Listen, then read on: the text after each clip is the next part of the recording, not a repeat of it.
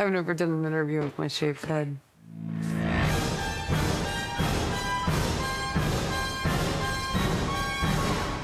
Remember, we just stick to the plan. I received a script from Ari Aster and Lars Knudsen, who were developing this film for a while. I read it, and it's one of the few times that I actually read something that I haven't been involved from early stages, and I was immediately very enthusiastic about it and loved it. That's the way they planned it, to make us the same as the bees. The workers gather pollen for the queen. Good morning, Corey. It's a very dark story in Yorgos' world, very human, very funny, and very twisted. We are running a business here, so let your conscience guide you kind of thing.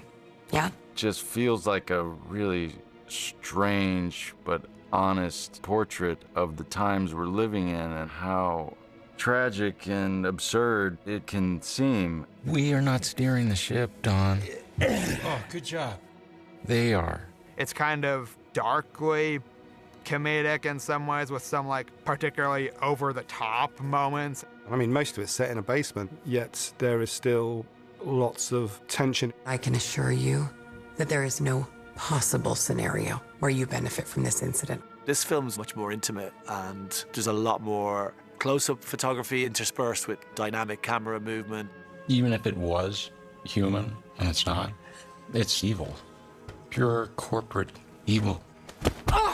It is tonally something slightly different to what I've been doing. I really do think, if done correctly and safely, this could be a product that could help someone like your mom. I sent the script to Emma immediately after I read it, because I got very excited and I wanted to know what she thought of it. She also loved it, so it was like a common decision. Should we do this? Should this be our next film? Because he's a producer on it as well, and I trust her opinion and instincts very much. Every project I've gotten to do with him, I've been so drawn to what he's drawn to. And then knowing that we have this great working relationship. I loved the script. Will Tracy is such a brilliant writer, and it was just so cool to see what he did with it. And I think the ending is such a crazy surprise. It's going to try and dominate us, but we're not going to let it, are we? It encapsulates so much, and the tone of it is so wild and kind of varying, and it's so funny and so tragic. The way into these very big conversations is so left field and unexpected and interesting. And now it's up to you and me to stop them. When I read the script, I was like, it's cool I'm in it, but could I just fast forward and watch it right now?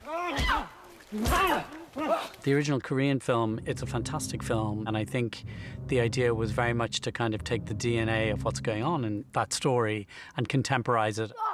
I watched the original film the first time after I read the script. I just wanted to see if it actually was different enough to warrant a remake, and it's a great film in its own right, but the script that I had read already, the film that was on the page and the film that I envisioned was quite different to what the original film was, and that gave me permission to say, yes, there is a reason to do this and bringing it into the contemporary world.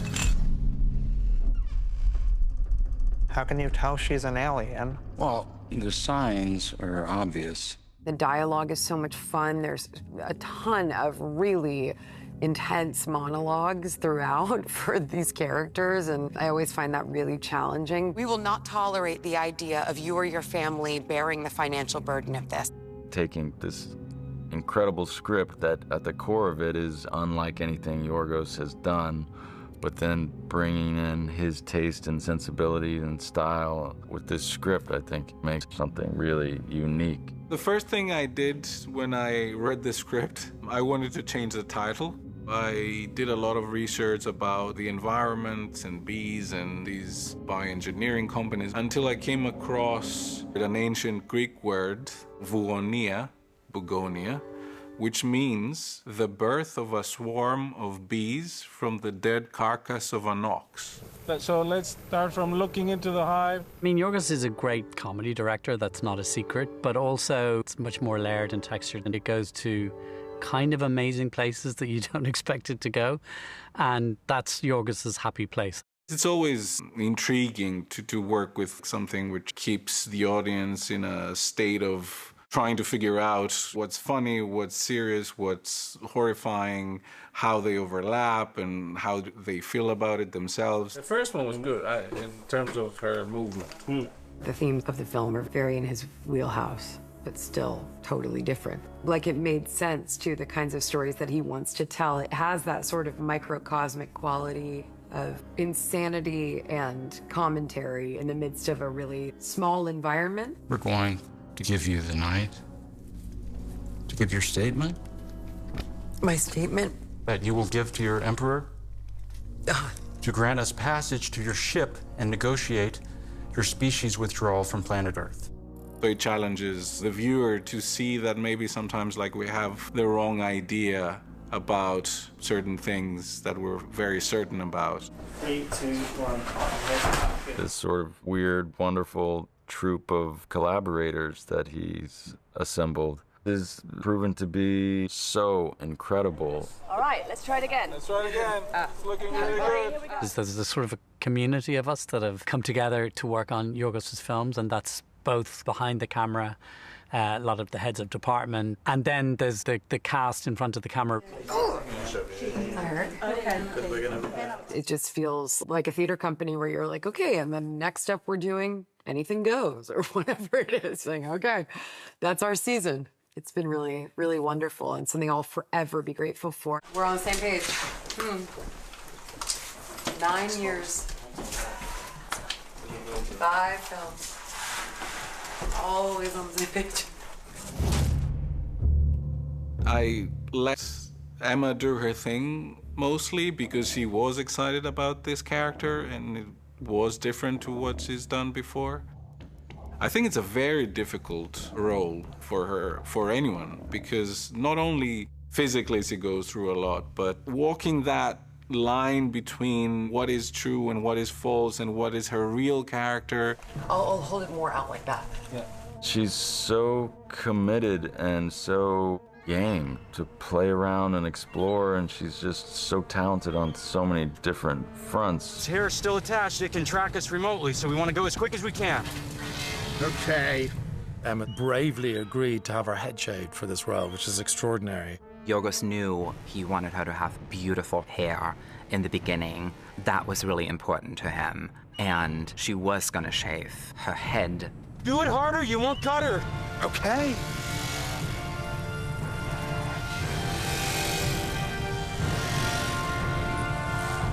When I knew we were gonna do this, I'd say maybe like a year ago, I said to Yorgos, we're gonna have to shave your head too, so that we're in solidarity. And he was like, okay. They shaved his head. It was exciting, but it wasn't as exciting as I thought it would be to shave his head. It was cool, but it felt more dramatic, my shave. I don't mean to brag, but my hair was pretty long, and his was not. For the whole project, every 3 days, we're just shaving her head, and it's absolutely lovely, and she loves it, and she looks so wonderful without hair. Why have you shaved off my hair? To prevent you from contacting your ship. Something interesting about a character that everyone at first glance would write off as being a delusional madman, and to find the kind of wisdom in a character like that, I think is really interesting. Why are we doing this? Antihistamine reacts to the neurotransmitters in its nervous system and weakens it. I've said it before, Jesse is one of the greatest actors of his generation. It's not the kind of actor that you can actually see what he's thinking about the character as an actor, which is a very special kind of quality to have. Listen to me. I'm listening. Jesse was the perfect person to play Teddy, and every day of filming, I've been consistently just blown away by what he's doing. Yeah, it's all right. Whatever it takes where I'm like, he's so good, I'm like, I forget I'm in a movie. I'm like, damn, this guy's good. You know what I mean? Where I'm like, and then I'm like, oh, fuck, I have a line. You're not gonna get away with this shit in the end, okay? I promise you that.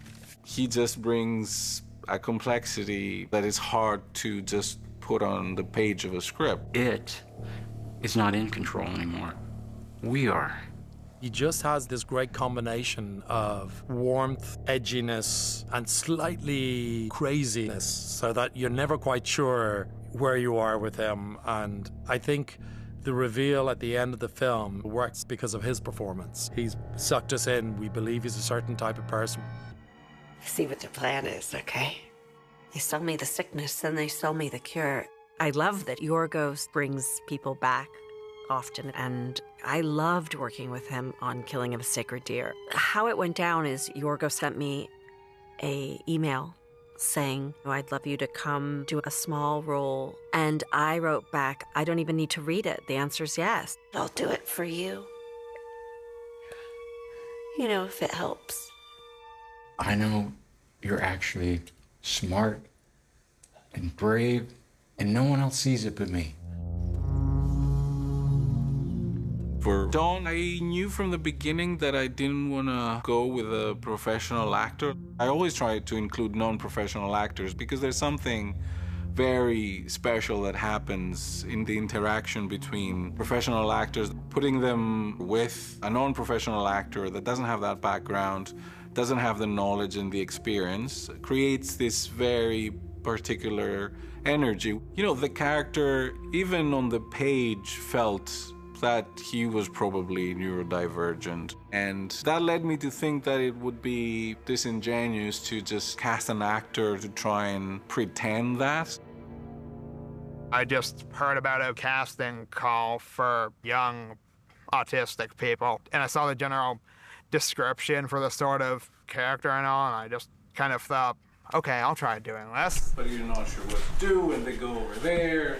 Their casting director asked everybody these general questions, like, what do you think about alien life? Or, you know, what do you do on a daily basis? That kind of thing. And Aiden's tape immediately was just like, he's brilliant. The decision to cast Aiden as Don, I feel like, is the ace in the hole to the whole production. Why are you laughing? Sorry, you just look a little funny doing that, to be honest. Okay, well, now you do it. Okay. We got to meet a few times before he was cast. Yeah, I think I look funny too. Okay. It's been one of my favorite relationship dynamics that I've ever gotten to play. And it's just been so nice to have someone that's so honest. You know, I wish I could fix everything that's been done to you. This is not about me, Don. This is about everyone. I'd say 90% of the film is set in Teddy's house, which is a house that we constructed completely, built outside Henley-on-Thames in the UK, and it's supposed to be set somewhere in America. It's a timber-framed house. We constructed a basement below the house, and on top of that we then put a real house and a garden and created a fully immersive experience. James Price has just created something extraordinary here. I mean, every person who walks onto that set is blown away by it, and the set dressing, props. You can't believe that you're not in a house in the deep south of America. We put in telegraph poles, power cables, because actually the main thing with America, you notice, is that utilities above ground on telegraph poles, and so that sort of helps set the scene. A really pivotal piece of any story is seeing where someone lives, what their private life is like. And the first time I walked into that house, it exceeded any image I had in my mind. I mean, I'm not just saying this, I think it's some of the best production design I've ever seen. Sometimes I pass by this place and I just get this fucking sad, awful feeling like, what's going on in there? Just don't let them get you too. I imagined Teddy being sort of trapped in this period of his life when his world was just completely upended, and to see that expressed so well in the art design, all that stuff definitely helps. One thing that I completely obsessed with is creating natural environments. Because Teddy is a conspiracy theorist, you want people to be unsure whether Teddy is just a nut job or not. You can go faster. This isn't the spa. Okay. So much of the movie happens in the basement, and when you construct a set which is completely 360, you don't have to worry about constructing shots to make the set work or what's outside the windows. You can completely concentrate on making the best version of the film possible. Should I move back? Yeah. Yeah, I'll just kind of...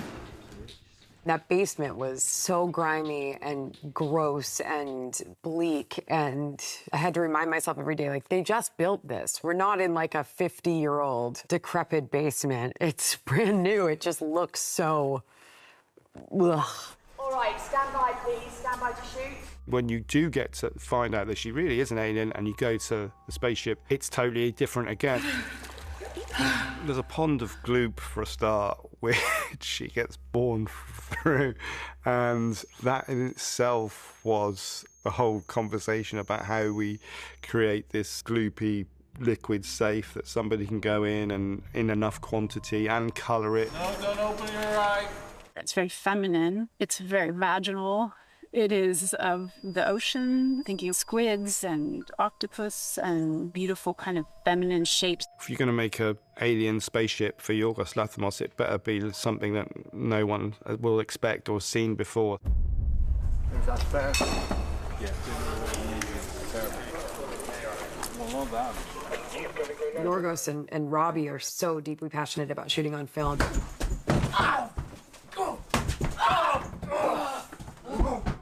VistaVision is a film format. It was made in the 1950s to try and bring in the cinema audience to see a wider aspect. It's called Lazy 8 because it uses more perforations on the film than normal 35mm would use. And the reason for that is because most 35mm cameras would drag the film vertically through the gate.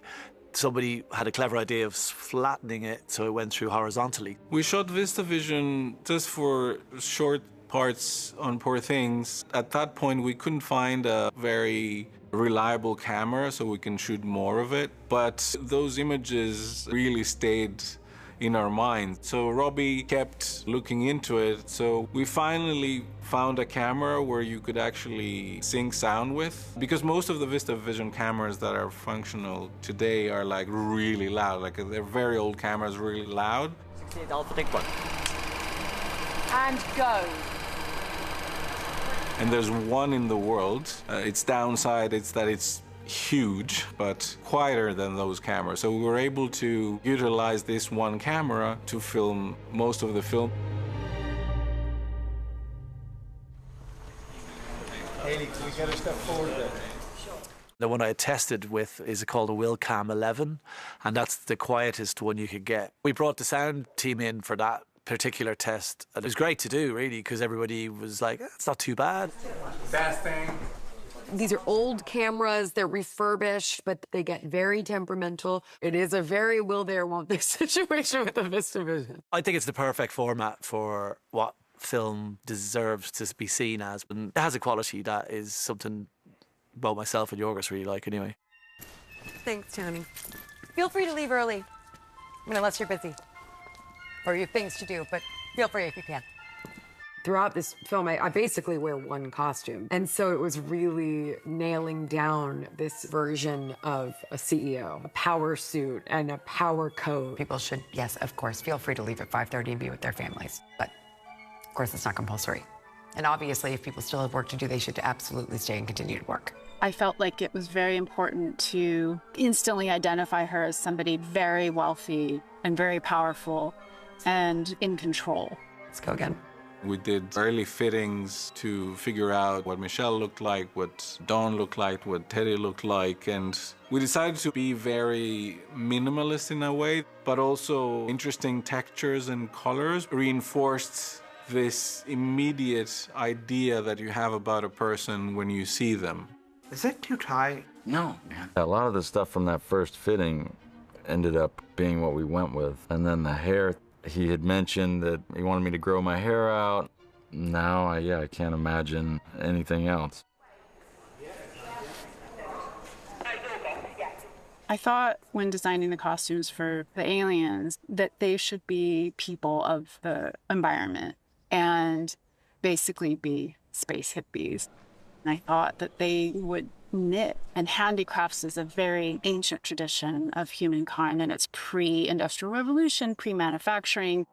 Our costume design is something that's very surprising, very organic, very original, very fresh, and sort of the exact opposite of the kind of cold, hard edges that we're used to in big spaceship movies. Jerskin Fendrix, who's the composer on our film, who's also an incredible collaborator. Yorgos doesn't let me see the film before I start writing the music for it. And on this occasion, Yorgos insisted that I wasn't allowed to read the script either. I think part of it is just that Yorgos likes messing with me, but also I will get results that I wouldn't have achieved otherwise. He gave me 3 words to work from, which were bees, basement, and spaceship. Double basses, way more deep, big. I want to hear lots and lots of bass. There's a sequence that I really like where Michelle tells Teddy that he's mentally ill and he slaps her, and this rolls directly into ridiculously exaggerated fanfare. You need help? You're mentally ill.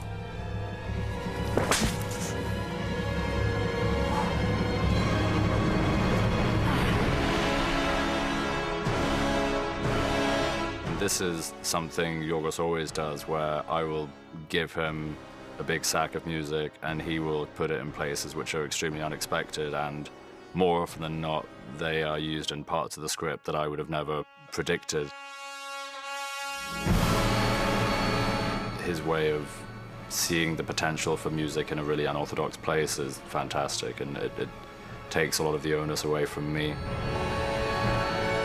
I think it was probably his best work yet, having no idea of what the film was about. He himself, I think, said that he would never have composed this music if he had already read the script, which it works for me.